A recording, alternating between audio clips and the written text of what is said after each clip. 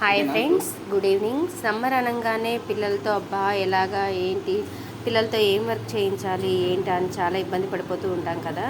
So అలా పడకుండా మనం చదివే పదాలని పిల్లలకి వాళ్ళకి బుక్స్లో ఉంటాయి కదా, ఒక్కొక్క పదాన్ని తీసుకొని అనాగ్రామ్స్ అంటారు వీటిని.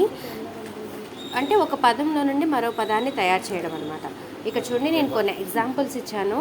Food, cloud, lime, mile, owns, snow, star, rats, teach, cheat, heart, earth, sign, sing, seal, sale.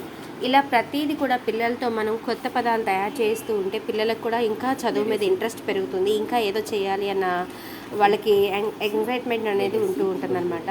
So పిల్లలకి ఇంకా ఆసక్తి పెరగాలి చదువు మీద అంటే మీరు హాలిడేస్లో కూడా అట్లీస్ట్ వాళ్ళ కోసం ఒక 1 hour, హాఫ్ అన్ అవర్ అన్న వాళ్ళ కోసం మనం టైం స్పెండ్ చేస్తే పిల్లలు ఖచ్చితంగా చదువు మీద కాన్సన్ట్రేషన్ అనేది చేస్తారు. సో నా వీడియో మీకు ఖచ్చితంగా రీచ్ అవుతుంది, మీ పిల్లల చదువుకి కొంతైనా ఉపయోగపడుతుందన్న ఉద్దేశంతో నేను ఈ వీడియో చేస్తున్నాను.